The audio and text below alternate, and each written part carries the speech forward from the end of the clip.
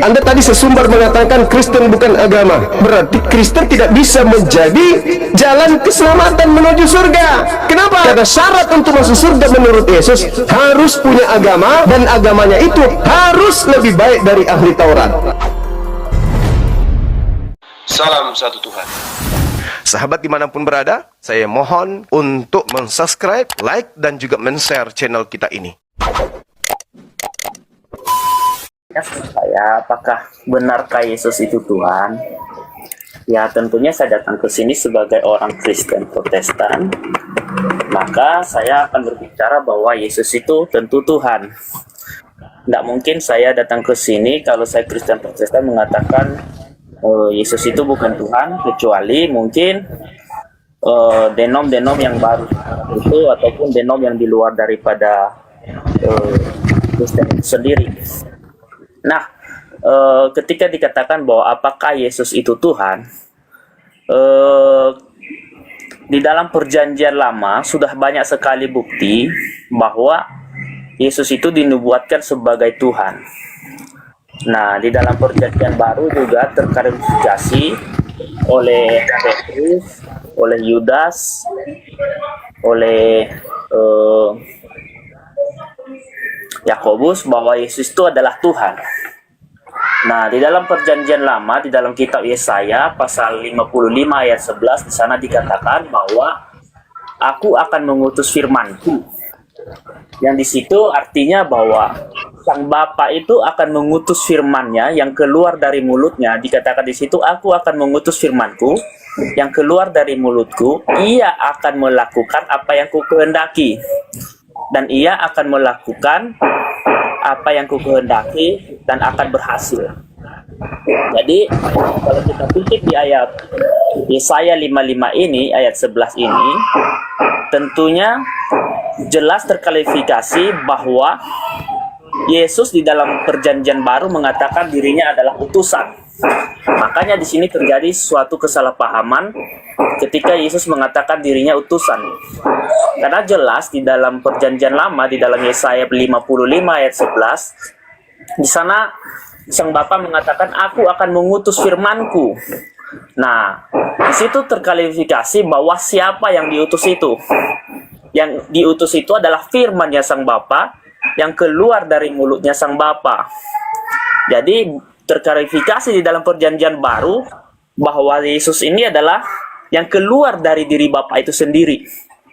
Yang artinya, jika Sang Yesus itu keluar dari Bapa itu sendiri, apakah ada manusia atau nabi yang bisa keluar dari diri Bapa selain daripada Tuhan itu sendiri? Jadi begitu dulu sementara untuk saya. Terima kasih. Oke, saya terima kasih saudara. Jadi ini murni yang saudara sampaikan ini adalah iman Kristen. Ya, saya tidak bisa mengganggu gugat itu iman saudara. Tapi izinkan saya kemudian sebagai salah satu orang yang sebagai pemerhati tentang kebenaran konsep ketuhanan agama samawi gitu ya. Di dalam Al-Quran diterangkan begini, A'udzubillahi minasyaitonirrajim. Innama amruhu idza arada syai'an ayyakula lahu kun fayakun. Seirama dengan Mazmur 33 nomor 9. Segala sesuatu diadakan oleh Allah ketika Allah itu berdiri sendiri sebagai hakikat pencipta. Tak ada siapapun di luar dirinya. Yesaya 45 nomor 6. Allah Tuhan pencipta langit dan bumi itu ahad, tunggal, berdiri sendiri tanpa siapapun. Ini masa di mana Allah pencipta langit dan bumi belum mengadakan ciptaan, jadi tidak ada yang tahu bahwa ada yang disebut Khalik, ada yang disebut Tuhan, ada yang disebut pencipta. Alam semesta belum ada, bumi belum ada. Allah pencipta langit dan bumi berdiri sendiri. Lalu bagaimana kemudian pencipta kita ini bisa diketahui oleh ciptaan? Innama amruhu idza arada syai'an ayyakula lahu kun fayakun. Allah berkata, jadilah terang. Maka hal di luar dirinya kemudian ada, berupa terang atau matahari. Sudah ada di luar dirinya. Matahari ini ada dari proses apa? Dari proses firman yang keluar dari mulut. Nah, kita bahasakan seperti itu sebagaimana yang Anda bawa tadi, Yesaya 55 nomor 11. Keluar, jadilah terang. Firman yang keluar, jadilah terang itu tidak akan berbalik kepada Allah sebelum yang diinginkan oleh Allah itu terjadi. Jadi sekiranya ketika Tuhan berdiri sendiri, lalu dia mengatakan, jadilah kerah, maka ciptaan yang pertama adalah monyet. Tapi kemudian Allah mengatakan jadilah terang. Terang itu dari mana? Pada mulanya adalah firman yang keluar dari mulut Tuhan. Maka firman menyelesaikan pekerjaannya, jadilah terang. Mazmur 33 nomor 9. Allah memberi perintah, maka semuanya ada. Bagaimana dengan Yesus? Sederhana. Yesus itu adalah firman, kalimatuhu. Kalimat yang keluar dari Allah. Bukan hasil persenggamahan. Bukan hasil laki perempuan ketemu, ada. Tidak, benar-benar murni. Seibarat jadilah terang, terang itu jadi tanpa olahan kemudian. Jadilah hamillah Maria, hamil. Lahir anaknya bernama Yesus. Maka disebutlah Yesus itu pada mulanya adalah firman. Coba Anda berselancar ke Matius 4 nomor 4. Manusia hidup bukan hanya dari roti saja, melainkan dari setiap firman yang keluar dari mulut Tuhan. Satu. Yang kedua, Anda berselancar lagi ke Zakaria 12 nomor 1. Roh yang ada pada diri manusia itu semuanya berasal dari Tuhan. Jadi jasadnya Yesus, rohnya Yesus, semua berasal dari Tuhan. Sama seperti kita. Tangan ini bukan tangan Bang Suma. Mata ini bukan mata Bang Suma, Bung. Bahkan roh yang sedang bekerja ini, itu bukan Bang Suma, bukan punya Bang Suma. Tapi semua yang ada pada diri Bang Suma adalah hal yang keluar dari mulut Tuhan. Jadi pada mulanya firman itu semua berlaku. Semua yang ada di atas muka bumi ini pada mulanya adalah firman. Tak ada yang tidak. Termasuk setan. Baca Yesaya 45 nomor 7. Iblis pun pada mulanya adalah firman. Segala sesuatu di luar Allah terjadi atas kehendak Allah. Dengan cara apa? Dengan sifatnya, kalam. Kalam yang melekat pada diri Tuhan itu adalah sifat berkata-kata yang dimiliki. Seibarat manusia nih, firman itu, kalam itu adalah perkataan, itu adalah sesuatu yang keluar dari mulut. Jadi sesuatu yang keluar dari mulut saudara itu bukan saudara. Sesuatu yang keluar dari mulut Tuhan itu bukan Tuhan.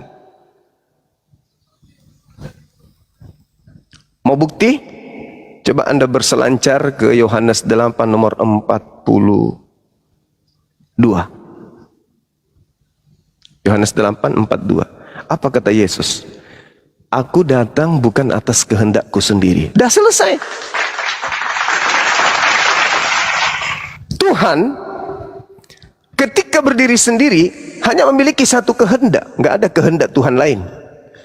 Tuhan sendiri punya kehendak sendiri. Ketika dia kemudian menciptakan manusia, manusia yang diciptakan ini akan berkata, aku menjadi seorang suma, menjadi laki-laki, bukan atas kehendakku sendiri. Lahir di tahun sekian, di negara Indonesia, jenis kelamin laki-laki, tahun sekian dari seorang rahim bernama ini, bukan kehendak Bang Suma. Begitu juga kata Yesus, aku datang di atas muka bumi ini, bukan atas kehendakku sendiri. Berarti Yesus bukanlah sang sumber. Yesus hanyalah makhluk ciptaan. Jadi kalau Anda mengatakan Yesus itu Tuhan, silakan, itu iman saudara. Sayangnya iman saudara bertentangan dengan Bible itu sendiri. Bertentangan dengan Yesus. Saya kira begitu sementara, silakan.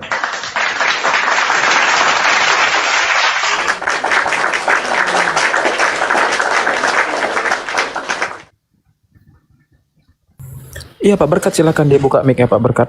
Dia tanggapi. Bentar ya, saya lagi cari ayatnya dulu. Tadi saya bentar.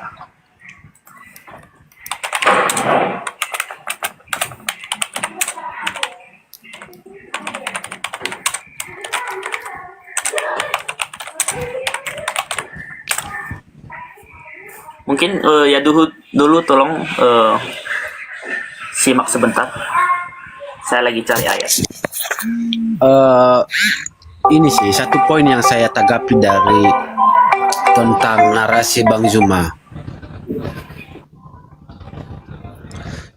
Dia menjelaskan tentang kalam Allah. Nah, jadi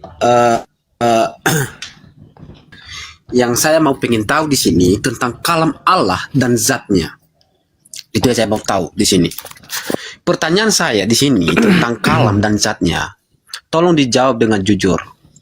Apakah kalam Allah dan zatnya itu sama apa beda? Tolong dijelaskan dulu Bang Zuma. Baik. Jadi zat itu bahasa Arab, bukan bahasa Indonesia. Meskipun kata ZAT itu adalah kata yang disadur dari bahasa Arab. Kalau zat ZAT titik 2 materi. Itu materi. Sedangkan DZAT itu artinya apa? Hakikat. Jadi ketika berbicara mengenai zatullah, berarti berbicara mengenai hakikat Allah. Tidak berbicara mengenai zat. Bahwa Allah itu zat, enggak. Kecuali apa yang keluar dari mulutnya menjadi air, menjadi tanah, menjadi udara, itu baru zat. Zat padat, zat cair, zat gas. Jadi bedakan antara zat dengan zat. Zat dalam bahasa Indonesia artinya materi, makhluk. Sedangkan zat yang melekat pada Allah, zatullah, itu adalah hakikat Allah. Apa hakikat Allah itu? Laisa kamitslihi syai'. Yeremia 10 nomor 6, 2 Samuel 7:22. Tidak serupa dengan makhluk. Nah, Anda bertanya, bagaimana dengan kalam? Kalam itu sifat yang melekat pada zatullah. Jadi seibarat manusia nih, mulut itu adalah bagian daripada manusia. Itu kalam. Kemampuan berkata yang ada pada diri manusia itu karena adanya mulut. Tanpa mulut, kemampuan berkata itu tak ada. Coba manusia tak ada mulutnya, habis hidung langsung dagu, gimana cara bicaranya? Nggak bisa. Jadi kalam itu adalah hal esensial yang melekat pada diri Allah. Sifat berkata-kata yang dimiliki oleh Allah. Dari kalam keluarlah kalimah. Apa kalimah itu? Dari mulut keluar perkataan. Apakah perkataan adalah mulut? Bukan. Perkataan itu adalah hal baru. Hal baru yang keluar dari kita. Misalnya nih, saya berkata, ayam. Ayam itu saya? Bukan. Ayam itu adalah pribadi baru yang keluar dari saya. Asalnya dari mulut. Tapi itu bukan mulut. Itu adalah pribadi baru yang keluar dari mulut. Sama ketika Allah mengatakan, jadilah bumi. Bumi jadi. Keluar dari mulut, bukan yang keluar dari mulut itu adalah Allah. Bumi yang jadi berasal dari firman yang keluar dari kalam. Jadi matahari atau bumi pada mulanya adalah kalimah. Kalam sifat, kalimah produk yang dihasilkan oleh kalam. Mulut adalah hakikat. Suara adalah produk dari mulut. Yesus bukan kalimah, apalagi kalam. Yesus adalah makhluk yang berasal dari kalimah yang datang dari kalam. Motor knalpot, ada suara, keluar karbon dioksida. Di mana Yesus posisinya? Motor, knalpot, asap, suara, karbon dioksida. Posisinya dia adalah karbon. Bukan asap, bukan suara, bukan knalpot, apalagi motor. Jadi Yesus itu adalah ciptaan yang keluar dari Sang Pencipta. Makanya Yesus mengatakan, aku datang menjadi manusia bukan atas kehendakku sendiri. Itu dia. Inni Abdullah atani al-kitaba wa ja'alani nabiyyan. Aku ini Isa adalah hamba Allah. Hamba Allah berarti abdi Allah, pesuruh Allah. Nah, itulah Nabi Isa yang kami imani, yang datang ke tengah-tengah Bani Israel. Jadi ketika Anda berbicara mengenai kalam, kalam itu adalah sifat, sedangkan kalimah adalah sesuatu yang keluar daripada kalam tadi. Kemampuan berkata-kata Allah melahirkan kemudian kalimah-kalimah yang menjadi ketetapan-ketetapan. Jadilah manusia. Jadi kamu jadi seperti manusia, kamu jadi tanpa ayah ibu, lahir Adam. Kamu lahir, saya ciptakan kamu tanpa ayah, lahir Hawa. Kuciptakan kau tanpa ibu, lahir Isa, Yesus. Ada yang berat bagi Allah? Tak ada. Demikian. Oke. Tadi saya menanyakan tentang zat dan Allah. Jadi zat tadi Anda sampaikan bahwa zat itu dalam bahasa Arab. Ya, kalau saya lihat dalam bahasa Arab juga itu adalah, kalau tidak salah, dat. Itu dalam bahasa Arab itu dat. Ya, itu adalah wujud dan hakikat. Namun Anda sampaikan tadi bahwa hakikat itu apa atau esensi Allah itu apa, maka Anda memberikan narasi bahwa Allah itu tidak bisa diserupakan. Jadi itu bagi saya itu mengambang. Jadi tidak, apa sih esensinya? Berarti tidak bisa diserupakan, itu berarti jawaban yang mengambang yang tidak bisa kita mengidentifikasi esensinya. Nah, jadi itu yang pertama. Tetapi ada juga yang mengatakan rumusan tentang sifat dan zat Allah. Contoh, aliran Sunnah Al-Jamaah yang mengatakan, ya, di mana mengatakan bahwa kalam itu tidak sama dengan hakikat. Tolong nanti dikoreksi kalau salah. Kalam itu tidak sama dengan hakikatnya. Tetapi tidak sama artinya berarti beda. Tetapi juga mereka juga mengatakan bahwa juga tidak beda dengan hakikatnya, tetapi juga sama. Jadi ada sesuatu hal yang kita mengerti. Nah, jadi tolong dikoreksi kalau salah. Kalau memang itu benar, tolong bagaimana penjelasannya? Silakan. Iya, sama seperti Anda. Kita sederhanakan karena kita tidak bisa menjelaskan tentang hakikat Allah itu seperti apa. Sama seperti Anda, misalnya Anda pemarah. Pemarah itu sifat yang melekat pada pribadi Anda. Itu adalah hal yang melekat pada diri Anda tapi tidak bisa dipisah. Seperti itulah yang disebutkan hakikat dengan kalam. Jadi Allah dengan sifatnya satu, gak bisa dipisahkan. Apakah sifat pemarah Anda bisa dipisahkan dengan diri Anda? Gak bisa. Kalau Anda berhenti menjadi pemarah mungkin, tapi sifatnya itu tidak bisa dipisahkan. Sama seperti ketika Allah Maha Kuasa menciptakan, itu melekat pada diri Allah, gak bisa dipisahkan. Jadi sifat ini melekat pada diri Allah, di mana kalam ini adalah sifat yang melekat pada diri Allah. Pemarah, pemaaf, itu adalah sifat yang melekat pada seseorang. Jadi tidak bisa terpisah. Tapi Anda tidak mungkin kemudian dipanggil sebagai hai pemarah. Tidak, karena itu hanya sifat. Pribadi Anda melekat padanya sifat pemarah. Sesuatu yang tidak bisa terpisahkan, karena itu adalah bagian daripada Anda itu sendiri. Nah, jadi kembali kepada bahasan ini, ketika Anda mengatakan Yesus itu adalah Tuhan, itu kaidah apa yang Anda pakai? Bible Anda tabrak, Yesus Anda tabrak, Tuhannya Yesus Anda tabrak. Apalagi? Bible Anda tabrak, konsep akal Anda tabrak, semuanya Anda tabrak. Kenapa? Iman tanpa akal itu gila. Iman tanpa akal itu gila. Iman tanpa perbuatan buta, sia-sia. Tapi iman tanpa akal itu gila, stres. Itu, maaf nih, iman tanpa akal itu seibarat hewan. Bagaimana mungkin Anda ingin mengatakan iman Anda betul tapi tidak masuk akal? Sementara hal yang terpenting, yang paling mahal pada diri Anda itu adalah akal.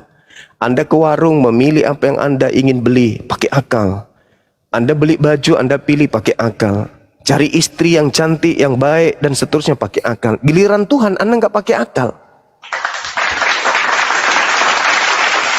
Orang punya iman itu harus pakai akal. Ini iman, Bung. Ini masalah akhirat kita.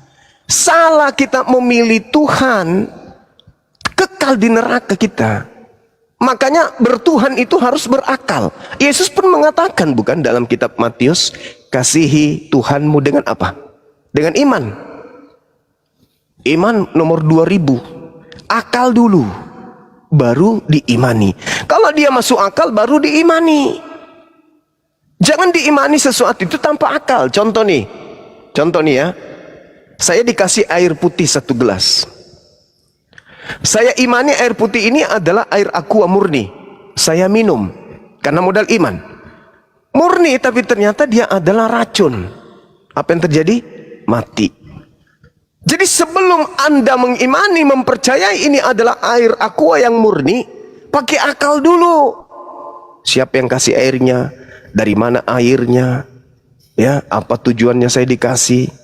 Ada situasi apa? Kemudian saya dikasih air minum oleh siapa? Dipikirkan dulu. Baru diminum. Oh, betul-betul ini adalah air. Itu akal. Makanya perintah para nabi, akal. Afala tatafakkarun, afala ta'qilun. Iqra, disuruh membaca. Makanya Al-Quran pertama kali diwahyukan itu, ayat pertama itu Iqra, baca. Baca dengan mata, baca dengan telinga, baca dengan hati, baca dengan pikiran, baca dengan perasaan. Itu Islam. Itu Islam. Jadi kalau saudara mengatakan Yesus itu Tuhan, dari aspek mananya? Nih, 10 detik terakhir. Dia berkata, aku dan Bapa adalah satu. Pada saat dia berkata begitu, dia berkata dalam keadaan apa? Manusia atau malaikat atau setan? Pada saat dia berkata seperti itu.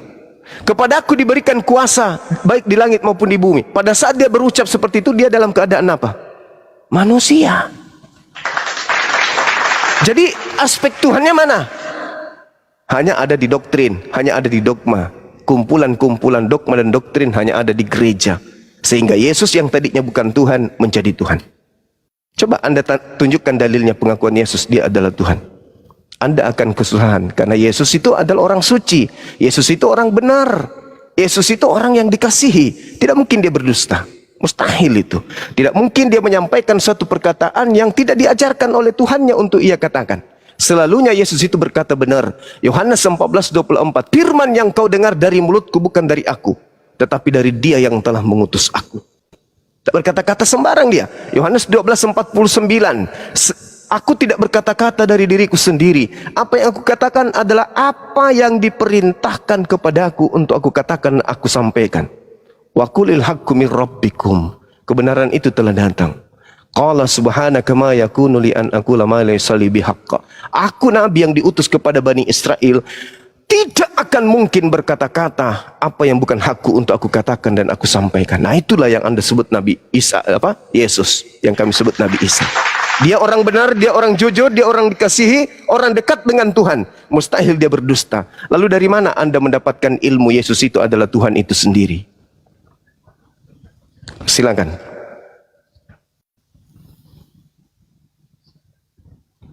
Ya, assalamualaikum warahmatullahi wabarakatuh, Kanda. Waalaikumsalam. Di follow dulu ya teman-teman. Lanjut. Kenapa muncul di sini anak ini?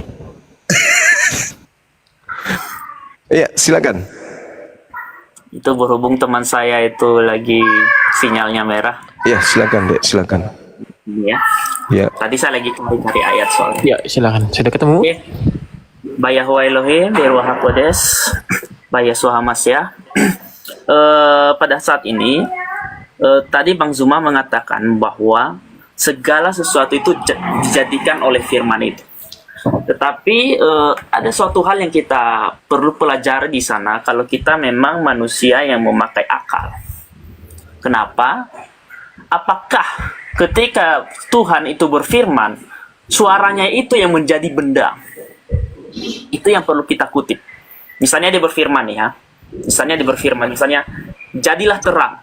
Apakah suara yang dikeluarkan itu? Apakah sesuatu yang dikeluarkan Tuhan itu? Itulah yang menjadi terang. Itu yang perlu kita kutip yang pertama. Karena kita memakai akal ya. Kalau kita memakai akal.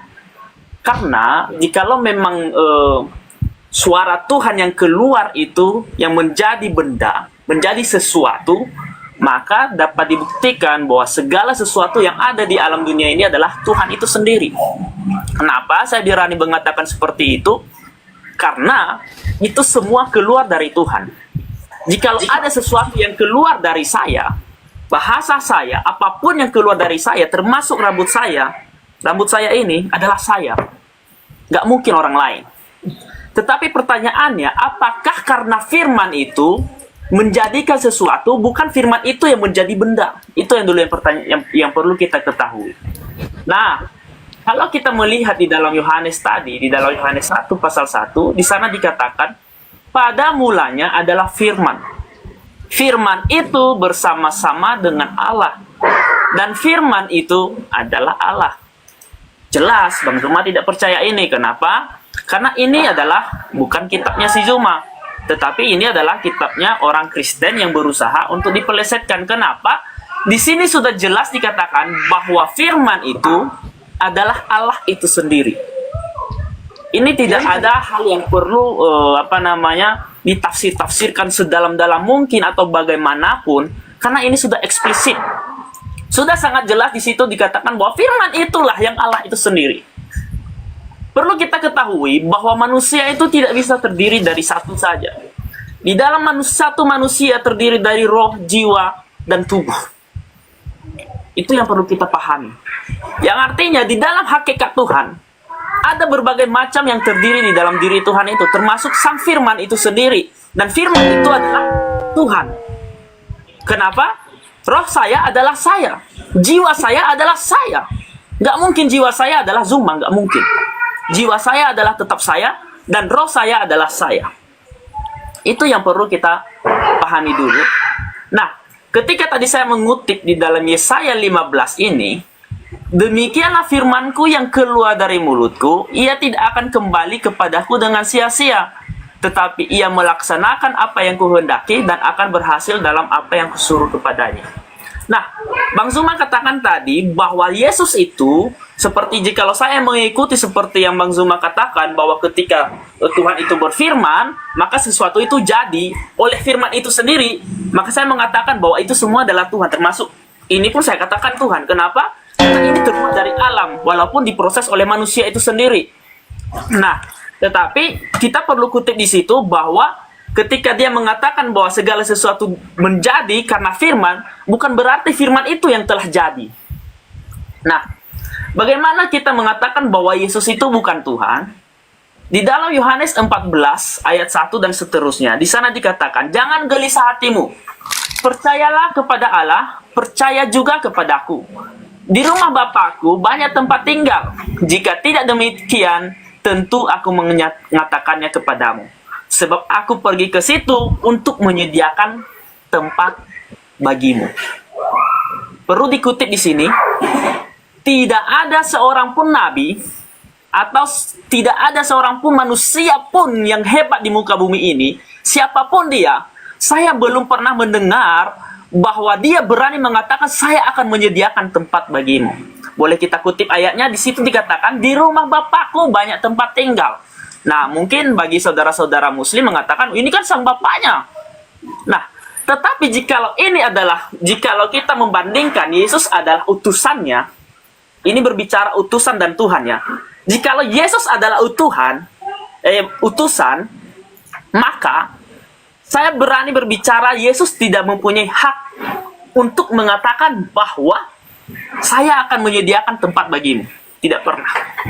Tidak ada satu orang pun manusia, atau jikalau ada, tolong kasih tahu saya siapa orangnya yang pernah berani mengatakan bahwa saya menyediakan tempat bagimu. Yang tidak lain tempat itu adalah surga itu sendiri. Saya belum pernah menemukan. Bisa saya katakan kalau saya sering nonton si Edis itu, dia bilang saya berani meloncat dari Monas. Saya juga berkata pada saat ini, saya juga berani meloncat dari Monas. Jikalau saya melihat ada seorang nabi, satu orang pun di muka bumi ini yang pernah berani mengatakan, aku akan menyediakan tempat bagimu.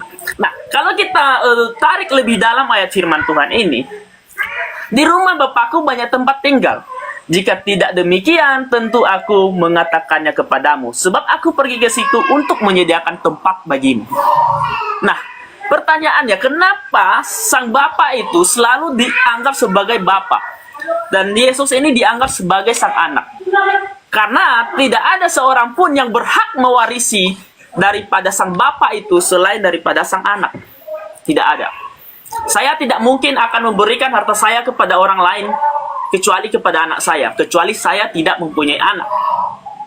Itu yang pertanyaannya. Namun di sini Yesus dengan tegas mengatakan bahwa aku akan menyediakan tempat bagimu. Tolong nanti teman-teman yang typing di bawah, tolong dicari sama saya. Jikalau ada, saya benar-benar loncat dari Monas untuk Tuhan kalian, untuk Allah Subhanahu Wa Taala kalian. Saya berani loncat dari Monas jikalau ada seorang nabi yang berani mengatakan aku menyediakan tempat bagimu. Itu saya akan kutip itu, saya akan berani mengatakan ini, saya akan berjanji akan meloncat dari Monas dan saya akan berlutut kepada Tuhan Allah Subhanahu Wa Taala kalau ada manusia yang berani mengatakan bahwa aku menyediakan tempat bagimu. Itu yang pertama. Dan yang kedua, bagaimana kok orang Kristen itu bisa tahu bahwa Yesus itu adalah Tuhan? Nah, jelas di dalam Perjanjian Lama, di dalam Yesaya, sebab seorang anak telah lahir untuk kita, sedangkan anak ini belum lahir. Tapi dikatakan sebab seorang anak lahir untuk kita. Seorang putera telah diberikan untuk kita, lambang pemerintahan ada di atas bahunya. Dan namanya disebutkan orang penasihat ajaib, Allah yang perkasa. Perlu dikutip di situ adalah Allah yang perkasa, Bapa yang kekal, Raja damai. Pertanyaannya, kepada siapakah ayat ini dituliskan oleh Yesaya pada saat itu? Apakah kepada nabi-nabi siapa? Atau kepada manusia? Atau kepada siapa? Dan perlu kita kutip di situ, di dalam Yesaya 5 ayat 6 ini, di situ dikatakan bahwa Allah yang perkasa. Yang artinya ketika seorang anak ini lahir, maka seorang anak tersebut adalah Allah yang perkasa, Bapa yang kekal. Apakah ada seorang nabi yang layak diberikan julukan ini selain daripada Yesus itu sendiri? Mungkin demikian aja dulu, mungkin saya terlalu lama nanti.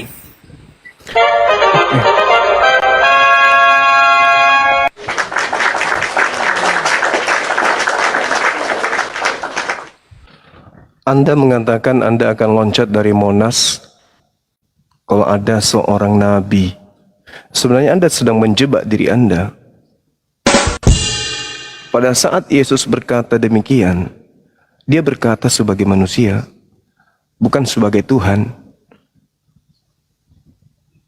Sedangkan objek pembicaraan Yesus adalah surga.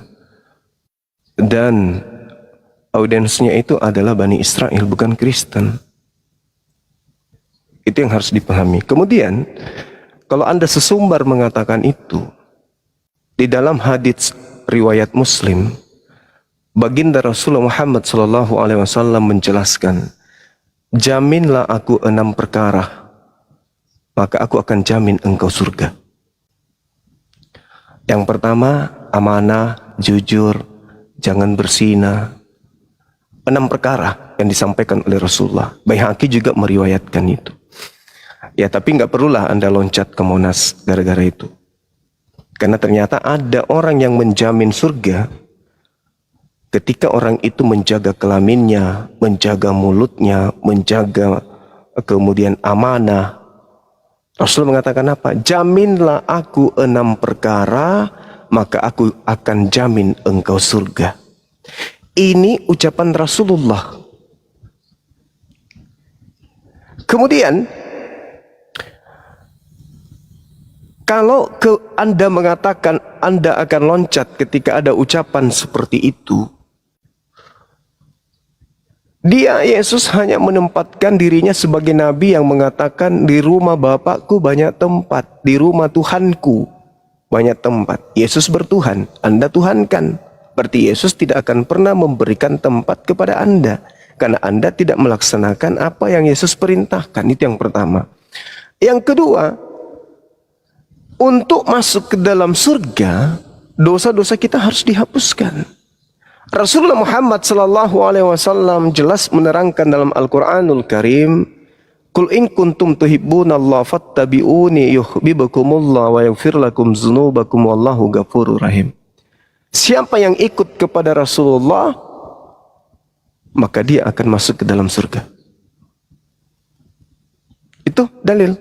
Nah, sekarang saya balik nih kepada Anda. Kalau ada jaminan Yesus kepada orang yang ibadah minggu, makan babi, merasulkan Paulus, mengkitabkan perjanjian baru, agamanya bernama Kristen, Tuhannya bernama Yesus, saya juga ingin taruhan.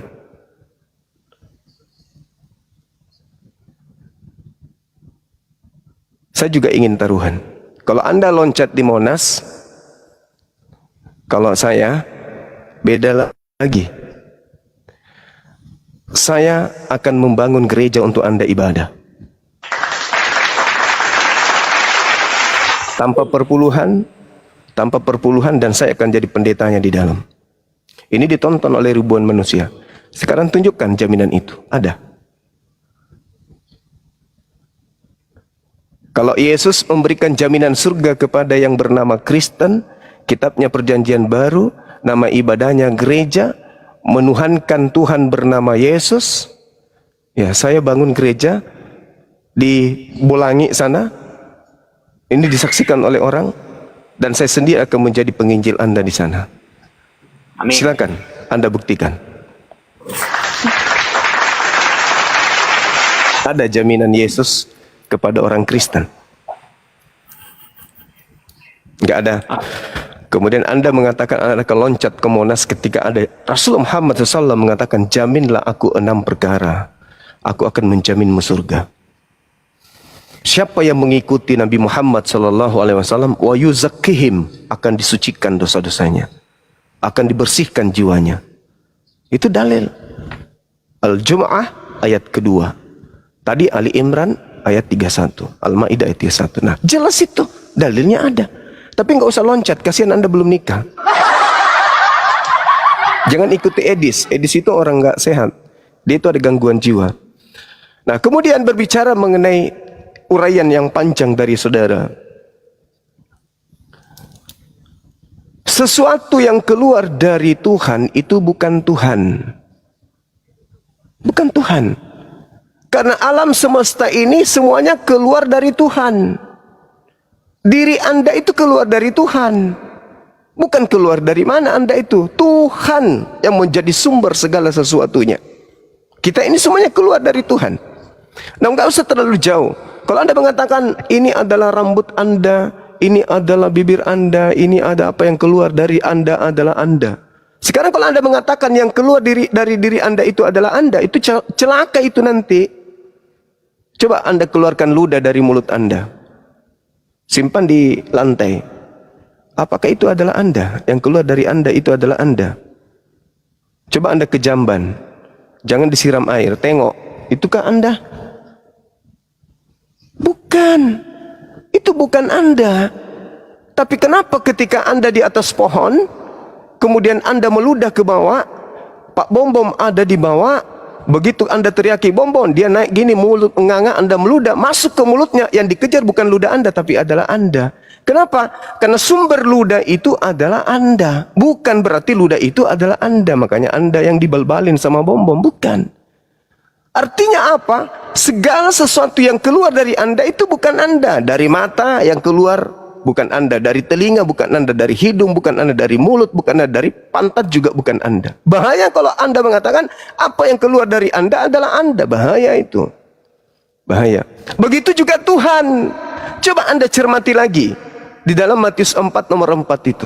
Anda cermati itu. Manusia bukan hanya dari roti saja, tapi dari setiap firman yang keluar. Manusia loh. Yang keluar dari mulut Tuhan.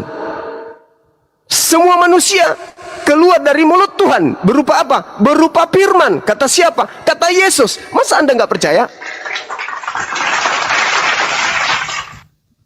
Berarti kita ini semua berasal dari firman yang keluar dari mulut Tuhan. Kata Yesus, Matius 4 nomor 4. Makanya adik ini hati-hati bernarasi. Kalau hanya semangat beragama, oke lah kita jempol sampai Anda mau loncat ke Monas. Tapi kan kasihan belum nikah. Menikah dulu baru loncat. Ya. Nah, jangan hanya mengedepankan dogma. Jangan. Amsal 3 nomor 5. Jangan berdasarkan angan-angan saja, tapi harus berpola kepada firman Tuhan. Jangan berpola kepada prinsip sendiri. Itu dogma namanya, itu doktrin. Kalau di kitab saudara dikatakan di Ibrani 11 nomor 1 bahwa iman itu adalah puncak dari pengharapan dan iman itu adalah buah dari sesuatu yang kita tidak lihat. Itu kata kitab saudara. Jadi kalau saya ajarin Al-Quran itu terlalu tinggi ilmunya, cukup Bible aja Anda pahami dengan baik, Anda akan sampai kepada kebenaran. Sekali lagi kesimpulan saya, Yesus bukan firman. Tuhan bukan firman. Tuhan itu bukan firman. Bukan. Dan Yesus itu bukan firman juga. Tak ada dalilnya Yesus adalah firman. Yang ada, firman menjadi Yesus. Hai, siapa ini nakal? Saya turun dulu. Siap bang, siap. Ada Jahat perangkap. kali orang. Ganti akun bang. Sebentar ya. Jadi para Karisteng mereport Bang Zuma tuh. Sebentar. Kerjanya Kristen gitu.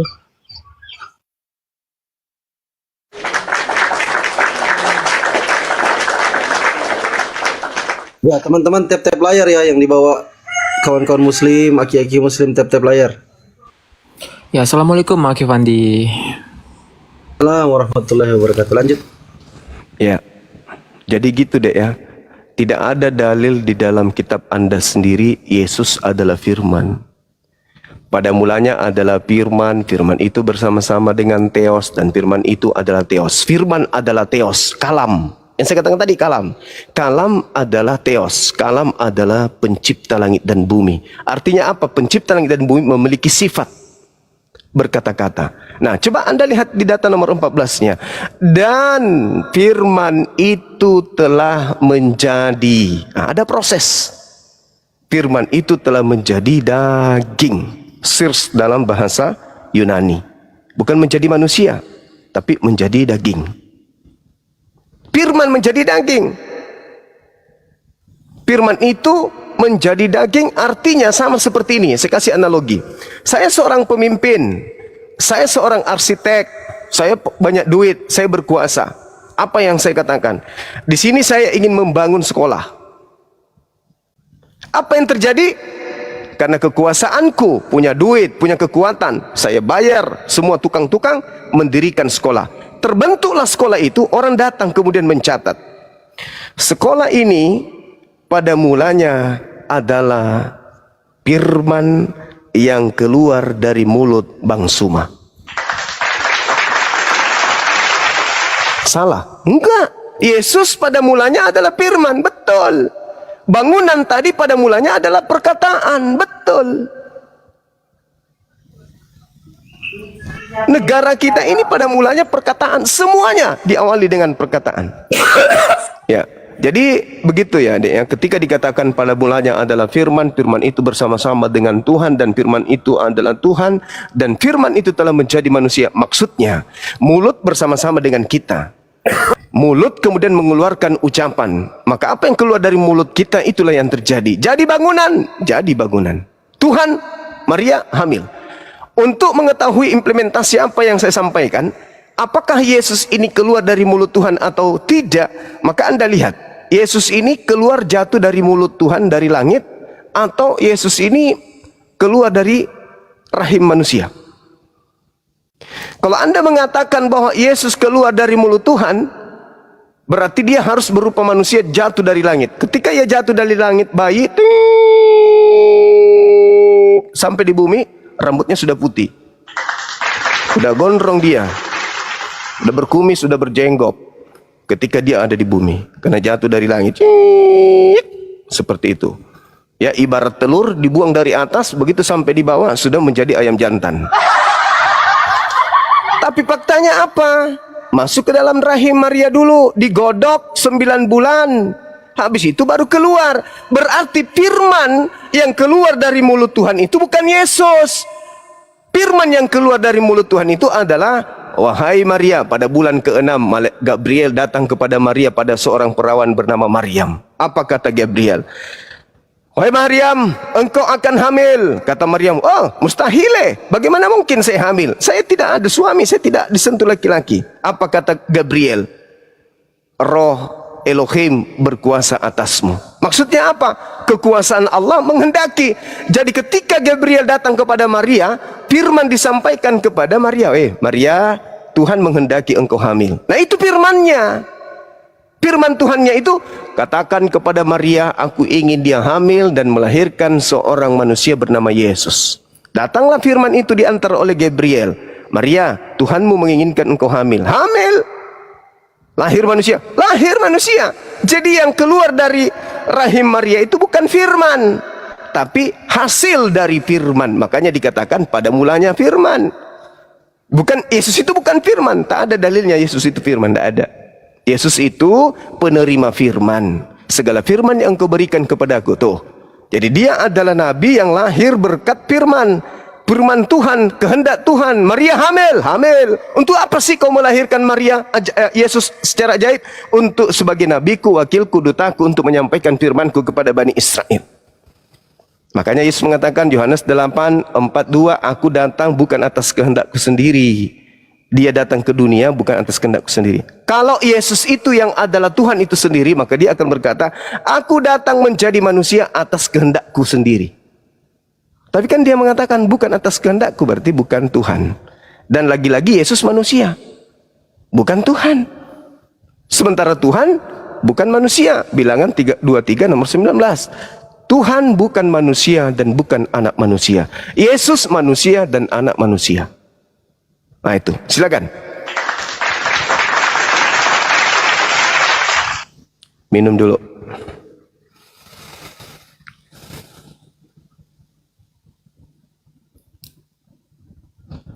Iya teman-teman, udah stop, kasihan. Sampai 2000 tuh yang nyuruh loncat.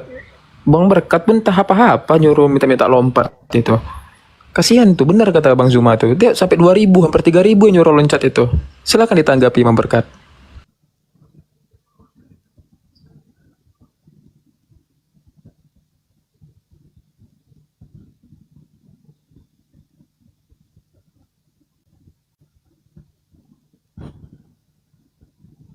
Bentar ya, anakku lagi nangis itu, nanti malah ini apa nih atuh?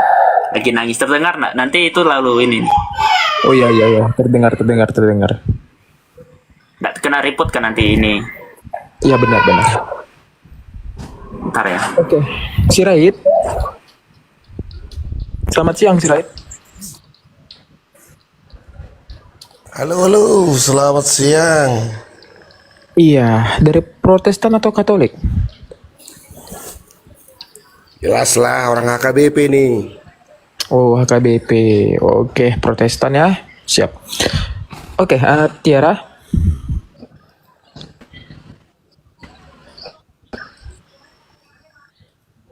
Ya, nah ini mumpung ada Bang Zumanya nih kan, kamu sebagai viewer YouTube yang sudah berbulan-bulan ini ingin bertemu, silakanlah disapa Bang Zumanya, mumpung ada kesempatan. Assalamualaikum Bang Suma. Waalaikumsalam warahmatullahi wabarakatuh. Ya, silakan Bu. Salam dari Wajo Bang. Siap. Wajo, si kampung gitu belek. Iya, campur sih. Alhamdulillah. Maka nih cawiwi kamu apa cawiwi? Oh Mega Bang. Wah, mantap lah det belek. Mantap Cawiwi lah. silo nganu, apa senaro? Asepulu Agak. bolos silo kopi pula dega. Isi, Nah Pak. lupa bini na. Nalupin Rena. Oh inrena wasu bini na lupa. Aduh, lamanya ngikutin baru sempat ini. Alhamdulillah, masya Allah. Ya. Ya Allah. Sehat. Sehat, alhamdulillah sehat. Oke, ya, udah ya. Oke, Iya. ya dilanjut. Heeh. Ya izin ya. Tapi Iya, makasih. Iya. Inilah yang menjadi pertanyaan saya tadi ya. Tidak ada seorang pun nabi yang pernah berkata, aku menyediakan tempat bagimu. Yang saya garis bawahi tadi di situ, yang saya katakan, aku menyediakan tempat bagimu. Yang artinya surga. Tadi Bang Zuma katakan, apakah ada orang Kristen Tuhan bisa jamin masuk surga? Tentu iya. Kenapa? Karena yang Tuhan jamin masuk surga adalah orang Kristen. Kenapa? Yesus katakan, baptislah mereka di dalam nama Bapa, Putra, dan Roh Kudus. Tapi ketika Islam mengklaim mungkin bahwa mereka mengikuti ajaran Yesus, saya belum pernah melihat orang Islam dibaptis di dalam nama Bapa, Putra, dan Roh Kudus. Sedangkan itu adalah ayat yang menjadi ayat untuk memberitakan firman Tuhan di seluruh bumi ini. Nah, siapakah ajaran yang mengajarkan tentang baptisan itu? Sedangkan yang Yesus sampaikan kepada murid-muridnya adalah baptislah mereka di dalam nama Bapa, Putra, dan Roh Kudus. Tadi Bang Zuma katakan bahwa itu bukan orang Kristen ya. Mungkin dipersilahkan, mungkin ada saya melihat orang Islam mungkin atau siapa saja, agama apa saja yang ada di dunia ini yang dibaptis di dalam nama Bapa, Putra, dan Roh Kudus. Nah, itu adalah ajaran Yesus Bang Zuma. Jadi tolong Bang Zuma bersedia nanti tolong gereja. Nggak usah besar-besar dananya Bang Zuma. 100 juta aja udah cukup bangun gereja muda di sana. Ya teman-teman ya, 100 juta aja udah cukup bagi saya nggak terlalu serakah dan tidak meminta-minta lagi kalau ada gereja dibangun untuk saya di sini ya. Oke. Dan itu bukan untuk saya. Ya. Itu untuk jemaat-jemaat datang memuji supaya mereka merasa nyaman memuji memuliakan nama Tuhan. Dan gereja itu bukan milik saya, tidak ada yang namanya gereja itu milik pribadi. Karena itu adalah milik orang-orang Kristen. Yang kedua, apakah pernah kita melihat orang di luar Kristen yang melakukan perjamuan kudus dengan darah dan dengan roti, dengan anggur dan dengan roti? Apakah ada? Sedangkan itu adalah ajaran Yesus yang disampaikannya kepada murid-muridnya. Apakah ada dari kepercayaan-kepercayaan lain yang melakukan seperti itu? Nggak ada. Nggak ada ya. Jadi, fokus nih Bang Zuma ini, bahwa yang Yesus katakan adalah, aku menyediakan tempat bagimu, kitabnya harus Bible, agamanya harus Kristen, apalagi tadi ya Bang Zuma ya, saya lupa tadi maksudnya. Itu adalah hal-hal yang tidak terlalu diutamakan. Yesus tidak mengenal agama. Yesus itu tidak menyiarkan agama, tidak. Yesus itu menyiarkan kepercayaan. Ya baru sekarang ini baru namanya agama. Makanya orang Kristen itu, seandainya di negara ini tidak diberikan kewajiban untuk memiliki agama, maka orang Kristen itu sudah cukup satu saja. Kamu percaya sama siapa? Saya percaya kepada Yesus. Itu cukup.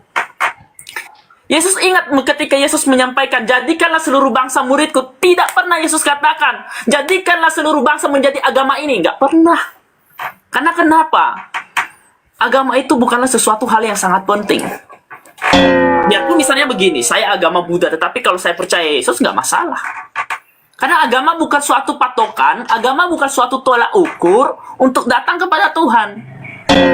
Bisa saja KTP saya KTP Kristen, tapi kepercayaannya lain.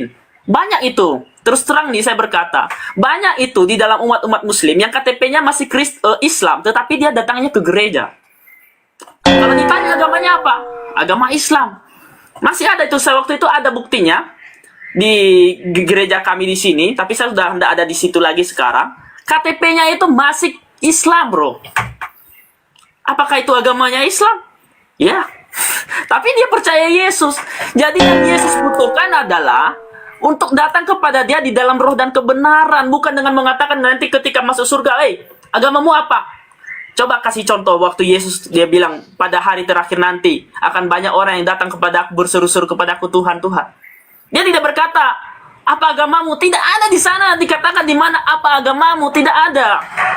Yang ada di situ adalah bagaimana engkau menyembah Tuhan itu di dalam roh dan kebenaran. Bagaimana engkau mencintai Tuhan Allahmu dengan segenap hatimu, dengan segenap jiwamu, dan dengan segenap akal budimu. Tidak ada di situ dikatakan kamu harus Kristen, tidak ada. Seandainya orang Kristen ini tidak diwajibkan memiliki sebuah agama, maka kami buang itu julukan agama itu buat apa? Itu tidak penting bagi kami sebagai orang Kristen. Tetapi ketika dikatakan bagi kami, pergi dan tinggalkan Yesus sebagai Tuhan dan Juru Selamatmu, maka saya sendiri siap dipotong leher saya ketika dikatakan orang seperti itu bagi saya. Tapi ketika orang mengatakan, ubah KTP-mu dari Kristen menjadi Islam, saya siap. Saya siap. Tapi ketika orang berkata kepada saya, ubah kepercayaanmu dari mempercayai Yesus sebagai Tuhan menjadi mempercayai Yesus sebagai Nabi saja, sorry. Biarpun maut yang menjadi penghalang saya akan hadapi. Itu dia, Bang Zuma. Jadi, tolong Bang Zuma siapkan gereja untuk saya, karena di dalam agama Islam, saya tidak pernah melihat agama Islam itu pembaptisan, dan saya tidak pernah melihat di dalam Islam itu namanya perjamuan kudus. Itu soal yang pertama. Udah ya? Kemudian, pertanyaan Satu-satu boleh? Jawaban yang pertama. Satu-satu boleh? Nanti dulu Bang Zuma, saya harus ini dulu sama Bang Zuma ini tadi yang Kepanjangan nanti saya lupa soalnya. Yo tadi Bang Zuma kepanjangan saya diam aja. Masa sekarang giliran saya lalu Bang Zuma harus ini. Giliran Oh, saya yaudah. dulu lah, saya harus bantah dulu semua dari Ya enggak, masalahnya mulutnya selalu offside. Terlalu lebay. Bang Zuma nanti keluar congor pula di sini kan. Nanti kalau jalan debat congor, kalau enggak itu Enggak, digeruduk. terlalu lebay. Mulutnya terlalu lebay. Mau loncat di Intinya Monas begini, lah. Jangan goyah Bang, jangan goyah, santai aja Bang, jangan goyah dulu. Nah, ketika tadi Bang Zuma mengangkat bahwa Tuhanlah bukan manusia, nah itu adalah potongan-potongan ayat. Potongan-potongan ayat, kenapa? Ayat itu sengaja dipotong supaya menarasikan bahwa itu sesuatu kebenaran. Padahal coba dibaca ayat selanjutnya, Tuhan bukanlah Ini manusia. teman-teman sehingga kusiksa ia dapat juga lama-lama berbohong. orang ini. Bukanlah manusia sehingga ia dapat berbohong. Atau anak manusia sehingga ia berubah pikiran. Jadi maksud Tuhan di situ bukan dia bukan manusia atau bagaimana, tetapi dia mengatakan bahwa saya bukanlah manusia yang seperti kalian yang berbohong begitu, yang berubah-ubah janjinya. Saya bukanlah manusia seperti yang bisa berubah-ubah pikiran. Tidak ada di situ dikatakan bahwa saya bukanlah manusia. Maksud Tuhan di situ adalah dia tidak berbohong seperti manusia yang ada di dunia ini. Dia tidak mengikat janji seperti manusia yang ada di dunia ini. Makanya ayatnya jangan dipotong-potong, Bang Zuma. Ada lagi? Saya jadi lupa ini gara-gara. Terlalu panjang. Oke, saya lanjut masih ada. Terlalu panjang udahlah. Ya, gini. Pikirkan kembali. Yang pertama, Anda tidak bisa membuktikan ya terkait apa yang saya pertanyakan. Anda membahas baptis. Syarat menjadi Kristen itu adalah baptis, betul? Betul? Itu betul. Betul ya? Ya. Tolong tunjukkan satu orang yang pernah Yesus baptis. Yesus tidak membaptis, tetapi Yesus menyuruh, memerintahkan untuk membaptis. Karena dia Yesus Tuhan. tidak membaptis. Iya, tapi dia memerintahkan. Itu katanya, itu dia yang menyampaikan. Karena Berarti itu adalah Yesus pekerjaan tidak daripada pernah muridnya. sabar. Berarti Yesus tidak pernah mengkristenkan orang. Matius 3 nomor 11, nanti Yesus datang membaptis dengan api. Maka perindah rambutnya, nanti Yesus datang membotakkan Anda. Yesus tidak pernah membaptis. Yesus tidak pernah mengatakan, jadikanlah seluruh bangsa menjadi hambaku. Yesus tidak pernah mengajarkan, jadikanlah seluruh bangsa menjadi Kristen.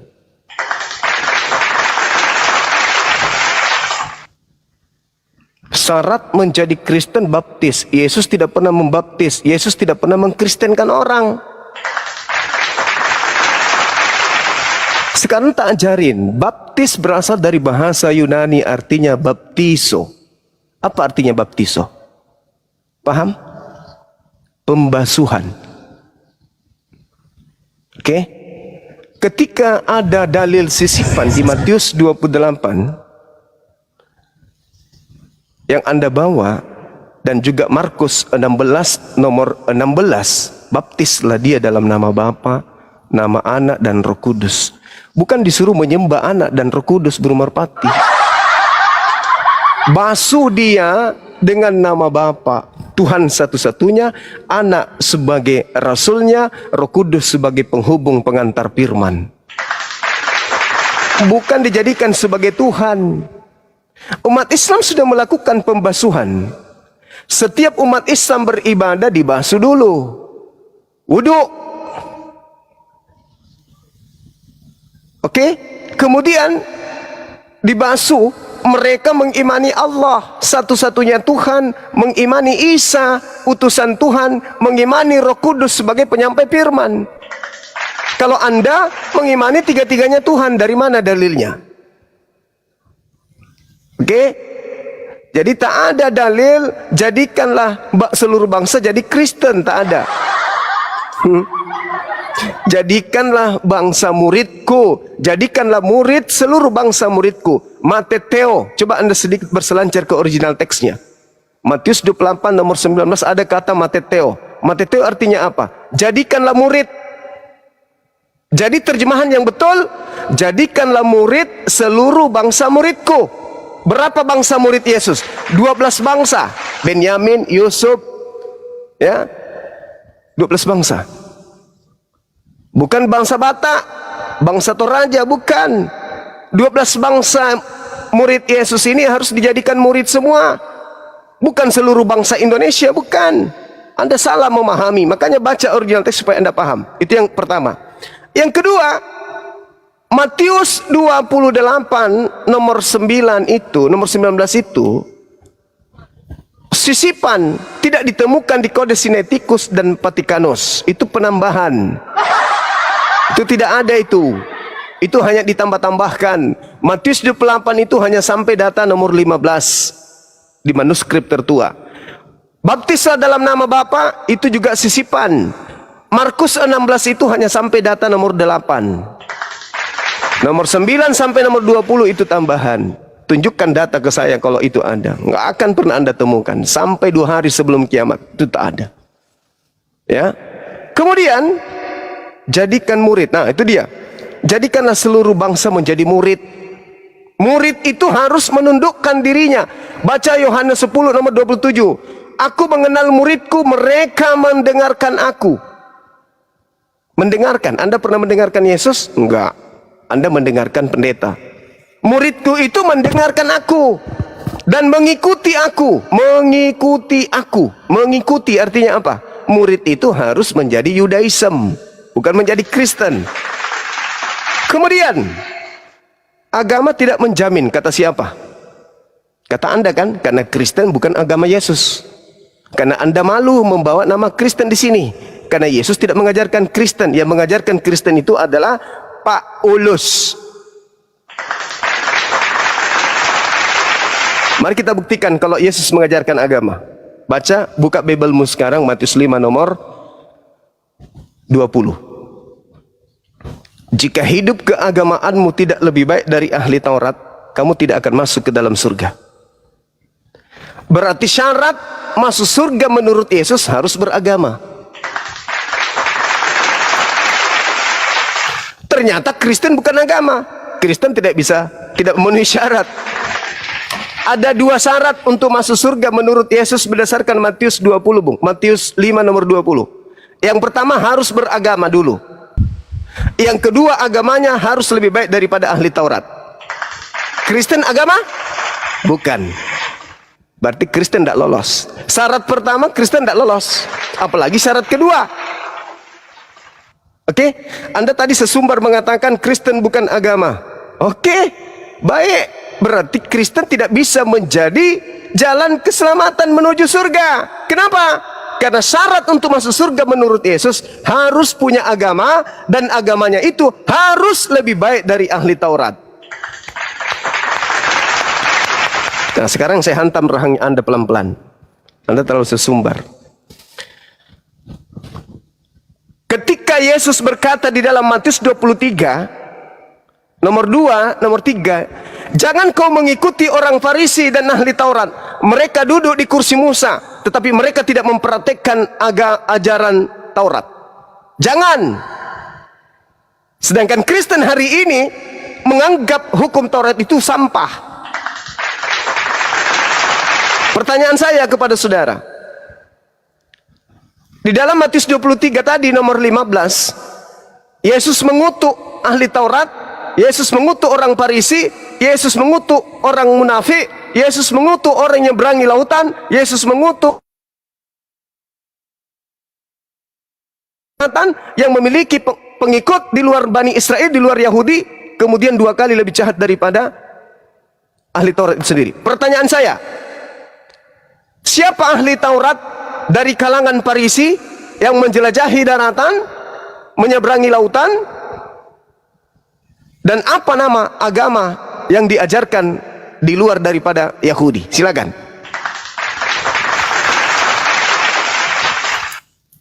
Silakan Anda baca dulu Matius 23 nomor 15. Celakalah engkau wahai ahli Taurat, orang Farisi, orang munafik, engkau menyeberangi lautan, menjelajahi daratan, mentobatkan satu orang, dan setelah engkau mentobatkan, kau jadikan dia orang neraka, orang neraka, orang neraka, dan 2 kali lebih jahat daripada engkau sendiri. Pertanyaan saya, siapa orang Farisi tersebut yang menyeberangi lautan, menjelajahi daratan, dan apa nama sekte yang didirikan di luar Yahudi?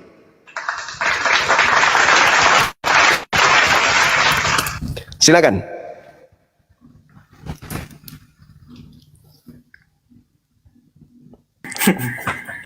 Oke, Bang Zuma.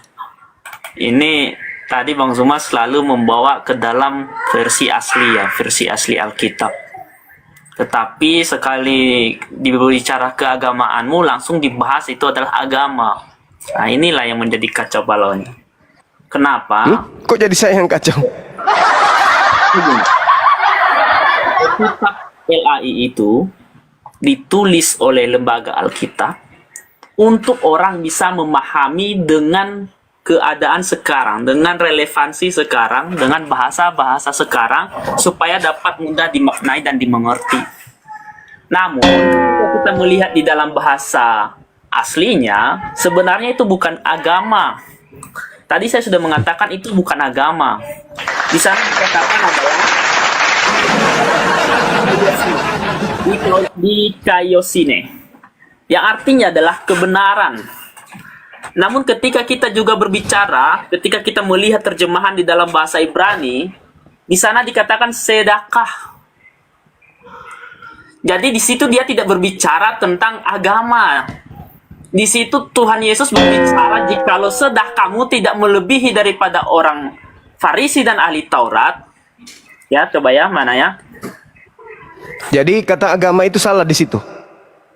Ya, itu jelas salah, itu terjemahan terjemahan Alkitab. Tapi saya tidak mengatakan itu salah total atau bagaimana. Saya sudah mengatakan tadi, itu bahasa yang diterjemahkan, ya.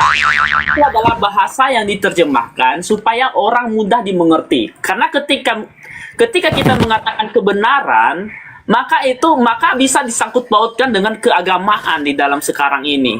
Sehingga LAI menulis Alkitab, menerjemahkan Alkitab, bukan menulis ya, menerjemahkan Alkitab sebisa mungkin dapat dipahami oleh orang-orang. Tetapi bagi orang-orang yang sudah belajar lebih dalam lagi, maka akan menggali teks-teks tersebut supaya itu menjadi referensi bagi diri kami juga.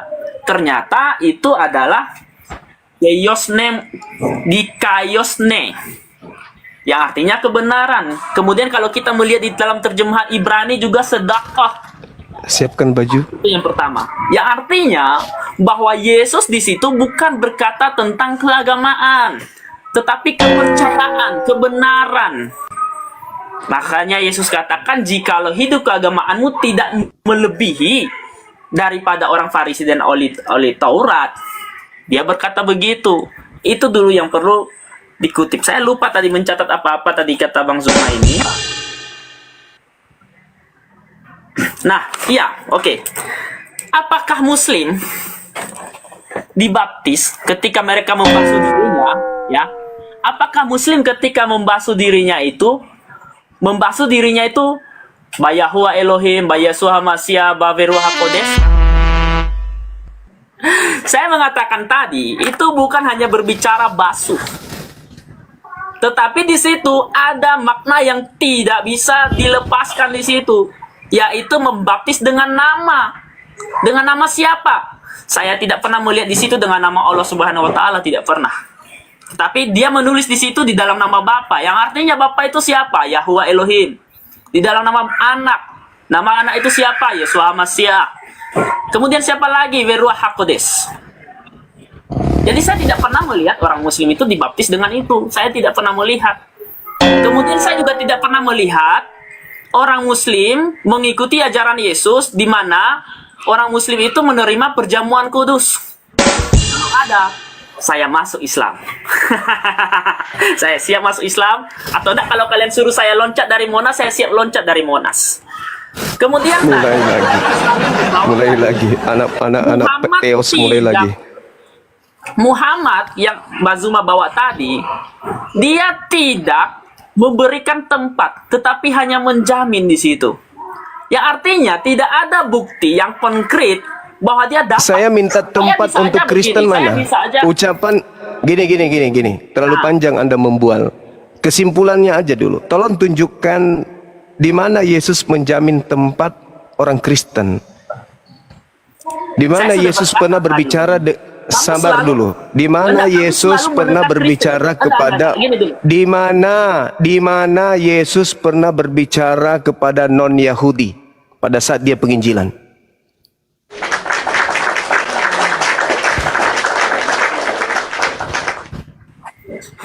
Non-Yahudi ya? Ya. Jangan garuk kepala, garuk gigi. Ya, saya akan menjawab itu. Mana? Tunjukkan. Di mana Yesus pernah berfirman? Di mana Yesus pernah menyampaikan firman Tuhan kepada non-Yahudi? Di mana itu? Yesus pernah menyampaikan ketika ada seorang ibu-ibu janda, dia berkata, yaitu orang Samaria pada saat itu. Dia sebut apa? Dia sebut domba atau disebut anjing? Dia sebut anjing memang. Mana firman yang disampaikan Yesus kepada ibu itu? Anjing, ente anjing, betul? Iya. Yang saya tanya, penyampaian firman kepada non-Yahudi yang disebut Yesus anjing itu mana? Di mana? Firman Tuhan yang disampaikan kepada ibu itu adalah dia wahai ibu, engkau adalah anjing. Itu. Ya, makanya kalau kamu mengutip di situ, kalau kamu membaca setengah-setengah. Terus yang lain mana? Coba yang lain. Yang lain mana? Di mana Yesus pernah? Di mana Yesus pernah berkata kepada non-Yahudi selain mengatakan anjing? Di mana? Di mana? Yesus secara tidak langsung menyampaikan di situ bahwa ketika dia mengatakan kepada perempuan itu besar anjing. Iman, dia memberikan besar imanmu. Iya. Besar imanmu. Terus Yesus mengatakan apa kepada? Apa iman perempuan itu? Kepada ibu itu. Iman ibu itu apa? Iman ibu itu percaya begitu besar kepada Yesus. Itu dia. Anda jangan nipu di sini. Imannya perempuan, hei dengarkan, anak kecil dengarkan. Imannya wanita itu mengatakan memang betul anjing hanya makan sampah dari meja majikan. Betul? Betul? Lanjut saja dulu, lanjut saja. Betul atau tidak? Lanjut saja kalau kan itu Betul sudah atau tertulis. tidak? Wahai Baca pemakan aja, sampah. keluarkan dulu Betul ayatnya. atau tidak? Betul Baca atau dulu tidak? ayatnya. Saya nggak mau digiring di sini. Betul atau Saya tidak? nggak mau Itu digiring. dalil. Iya, saya nggak mau Usir digiring. dia, usir dia. Kata Yesus, usir. Tidak patut roti yang disediakan untuk anak diberikan kepada anjing. Kata Yesus. Ibu itu berkata, memang betul Tuhan. Ibu itu mengaminkan kalau dia disebut anjing. Dan ibu itu mengaminkan kalau tidak patut firman Tuhan yang adalah roti diberikan kepada dia. Yesus mengatakan apa? Tidak patut roti yang disediakan untuk anak diberikan kepada Anda, anjing. Ibu itu mengatakan, betul Tuhan, tapi bukankah sampah yang jatuh, bukankah anjing makan sampah yang jatuh dari meja majikan? Apa sampahnya? Kotoran. Siapa anjingnya? Anda. Apa kata Yesus? Benar, benar imanmu, ibu.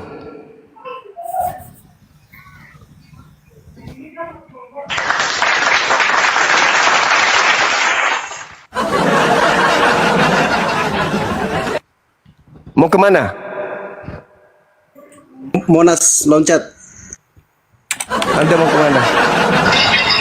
Ayo loncat. Kunarion, Anda mau kemana?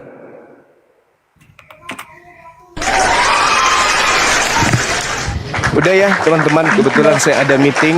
Ya, thank you ya berkat Anda diskusi dengan baik. Cuman hindari terlalu sesumbar. Karena Anda sedang berdialog dengan penolong ajaran Yesus. Saya diutus untuk meluruskan ajaran Yesus yang kalian Lari bengkokkan. dulu Bang Zuma, berikan saya kesempatan untuk menjawab gitulah. Ya udah silakan. Anda silakan. Saya masih ada waktu kurang lebih 30 menit. Oke. Sekarang kalau Anda mengakui betulkah Yesus dan wanita itu sepakat kalau non Yahudi Yesus sebut sebagai anjing pemakan sampah. Betul atau tidak?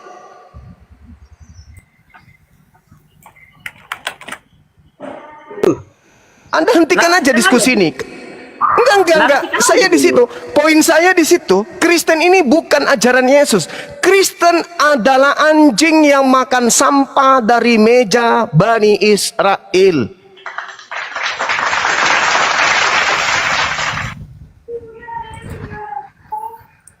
Udah, narasikan aja dulu. Udah. Nggak perlu. Oke. Nggak perlu lagi. Nah, inilah dia. Ketika Apa itu? dikatakan domba, langsung berpikir domba. Ketika dikatakan anjing di situ kan langsung gimana gitu. Itu kan hanya sebuah perumpamaan. Iya, Anda diperumpamakan Yesus sebagai domba atau sebagai anjing? Saya diperumpamakan sebagai anjing. Kalau muridnya, Umpama di situ, kalau enak. kalau Yesus mengumpamakan muridnya sebagai apa? Domba Si atau Zuma anjing? ini, dengar dulu Zuma. Kamu itu kalau Anda berbicara, saya tidak pernah potong. Tapi ketika Enggak saya perlu berbicara, lagi, enggak perlu lagi lalu panjang potong. lebar. Kelas Anda sudah ketahuan Enggak, kelas karena Anda. Anda ketakutan di situ. Oh. Anda nampak di situ ketakutan. Oh. Sekarang saya Karena tanya ketika sama Anda. menjawab, Sekarang saya tanya, Yesus mengumpamakan muridnya anjing atau domba? Enggak, kalau mau berdiskusi sehat. Saya ulang lagi. Saya ulang lagi. Yesus mengumpamakan muridnya sebagai anjing atau sebagai domba? Kalau berbicara, bagi-bagi dulu. Nanti saya akan jawab. Bernarasikan Nah, dulu saya sudah semua. kasih ke Anda bagian. Yesus mengibaratkan, mengumpamakan muridnya sebagai anjing atau domba. Ya udah ya. Udah ya. Berarti giliran saya ya. Jangan dipotong ya. Janji ya. Jangan nakal kamu. Nanti kepotong-potong pula kan. Aku Lebay kan lagi. suka- Lebay cucok. Oke. Dah, jawab. Iya saya jawab. Tapi jangan dipotong-potong. Iya. Yesus saya memberikan bahwa dia mengumpamakan domba dan dia mengumpamakan anjing. Kenapa? Emang manusia ini apakah benar-benar domba?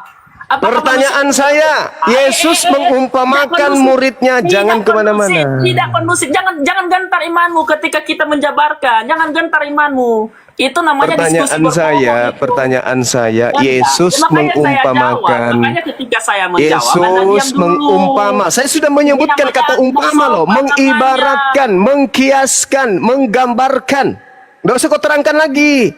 Saya udah jelaskan itu. Dia hanya menggambarkan, mengkiaskan. Oke? Itu hanya majas. Sekarang saya tanya, Yesus menggambarkan muridnya sebagai anjing atau sebagai domba? Jawabanmu? Lanjut aja dulu, saya malas nanti dipotong-potong. Iya, karena kamu tidak menjawab. Loh, saya menjawab, kamu potong-potong. Saya bertanya, Yesus mengumpamakan. Anda ketika saya sudah menjelaskan mengumpamakan, Anda jelaskan lagi. Yesus tidak menganggap domba dan anjing itu adalah bahasa yang... Saya sudah menjelaskan loh. Yesus mengkiaskan pengikutnya dengan sebutan guguk atau sebutan anjing. Anda kan sudah mengakui Anda adalah anjing.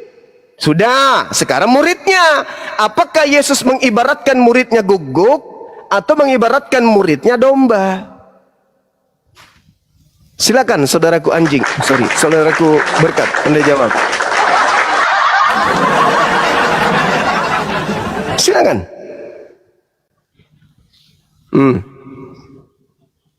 Anda siapa rupanya? Anda siapa rupanya? Kalau kita berdiskusi, pasti ada aturan. Bukan siapa saya dan siapa kamu. Aturannya menjawab pertanyaan sesuai dengan pertanyaan. Jangan saya bertanya tentang harga telur, Anda jelaskan tentang sendal. Jangan Anda berkata, Anda siapa rupanya. Ini kan diskusi. Kalau berdiskusi harus ada aturannya. Aturannya apa kalau ditanya? Yo, aturannya ya kita jawab. Dan ketika saya jawab, Anda kembali memotong. Jawabannya harus sesuai di pertanyaan atau tidak? Ya harus sesuai. Emang saya nggak sesuai? Pertanyaan saya ulang. Yesus mengumpamakan muridnya sebagai anjing atau domba? Jawab. Udah. Itu kan pura-pura. Udah. Nanti saya menjawab, kamu potong. Kan saya sudah bilang jawab. Strategimu. Jawab. Strategimu. Jawab. Ketika saya menjawab, Jawab. Anda langsung potong. Ketika Jawab. Anda Saya kasih kamu waktu berbicara 3 bulan. Silakan. Oke, berikan saya waktu untuk menjawab atau gimana? Saya tidak akan berbicara kalau saya dipotong-potong. Lo, saya menjawab dipotong lagi sama komandan kalian. Yang sifatnya enggak sesuai kebenaran. Coba ulang pertanyaan saya. Kalau saya jawab berarti diam. Tadi Anda berbicara, saya diam. Iya, Kita saya akan diam. Ulang pertanyaan saya. Apakah Yesus mengumpamakan muridnya dengan sebutan guguk atau domba? Jawab. Saya diam. 1, 2, 3. Klik. Oke, diam. Nah, Yesus, saya tadi mengatakan, bahkan si Zuma sendiri mengkiaskan bahwa itu cuman kiasan. Ya, ada yang perlu kita tekan di situ bahwa itu cuman kiasan. Yang artinya ketika Yesus berbicara kepada muridnya, dia mengatakan domba, itu kiasan. Kenapa dia mengatakan muridnya itu adalah domba? Karena murid-muridnya itu akan diambil dan dibunuh oleh orang-orang yang tidak percaya kepada Tuhan. Makanya dia berkata, Yesus berkata apa kepada murid-muridnya, kepada Rasul Petrus dan kepada murid-muridnya yang lain? Dia berkata begini, aku mengutus kamu seperti domba di tengah-tengah serigala. Kenapa Yesus berbicara seperti itu kepada murid-murid Yesus? Karena memang, coba dilihat di dalam sejarah, tidak ada seorang pun daripada murid-murid Yesus itu yang tidak dihukum, yang tidak dilempar pakai batu, yang tidak dirajam. Semua murid-murid Yesus itu dibuat seperti itu. Makanya Yesus katakan, dia memberikan perumpamaan bahwa engkau seperti domba di tengah-tengah serigala. Yang artinya apa? Bukan berarti mereka itu adalah domba. Tidak seperti itu.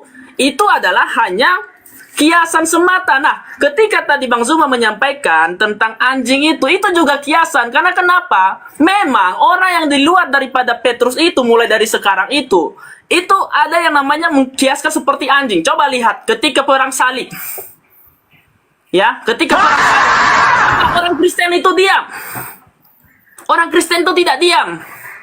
Ketika ada jemaah yang pergi berziarah di Yerusalem, maka terjadilah perang pertama. Kenapa ada terjadi perang salib pertama? Itu karena ada orang-orang yang diganggu pergi beribadah. Yang artinya kiasannya seperti ini. Anjing Ini masih mau dibiarkan orang ini ngomong celoteh kayak nenek-nenek? Anda, anjing ketika engkau pukul. Udah. Saudara Berkat belajar dulu.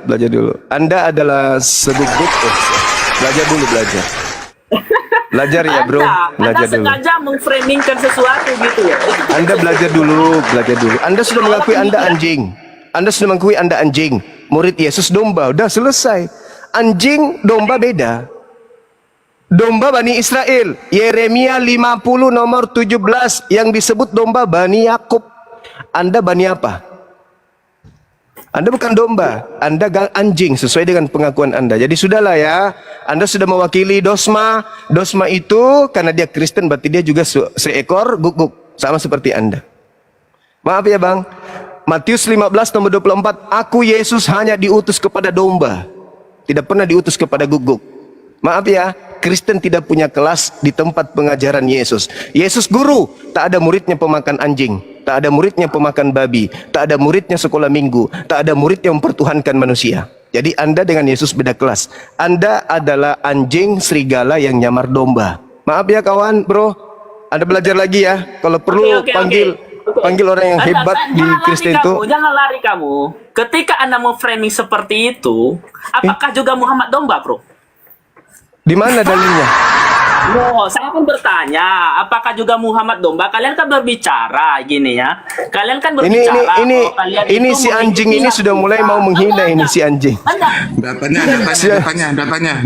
Si anjing ini sudah mulai mau menghina ini si binatang ini sudah mau menghina. Udah mulai ini. Udah mulai kelihatan aslinya. Sudah. Kenapa kau bertanya bahwa apakah Nabi Muhammad itu domba? Kau sudah mengaku anjing, kamu aja sendiri. Jangan kau bawa nabiku. Nabiku manusia suci, manusia mulia di antara seluruh manusia yang ada di atas muka bumi. Paham kau? Sedangkan Tuhan yang kau katakan di dalam Yohanes 1 nomor 29 yang kau sebut Tuhan itu ternyata anak domba. Ngeri aku. Ngeri menuhankan anak domba. Ngeri kan. Oke sahabat-sahabat Linda Christian, saya pamit dulu. Seperti biasa saya harus cari sebongkah berlian untuk supaya melanjutkan pembangunan gereja kita. Saya kira abangku sangat menghibur.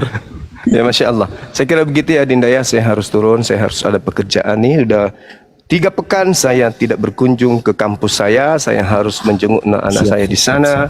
Bagaimana nasib mereka, keadaan mereka, apakah mereka masih happy seperti biasa atau mereka dalam keadaan sukacita dikarenakan gurunya dilaporkan sama Dosma. Oke Dinda, semuanya teman-teman, abangku dan adik-adik sekalian semua yang ada di sini, yang ada di YouTube, yang ada di Bang Suma dan juga yang ada di Kristen dan semua channel-channel yang berafiliasi dengan Zulkifli M. Abbas. Mohon maaf ketika ada kata-kata yang kurang berkenan dari saya. Saya hanyalah seorang penginjil biasa yang membuat segala sesuatunya luar biasa. Oke? Subhanakallahumma bihamdi asyhadu an la ilaha illa anta astaghfiruka wa atubu ilaik. Salam tauhid, salam satu Tuhan. Jayalah Islam kita, jayalah Indonesia kita. Assalamualaikum warahmatullahi wabarakatuh.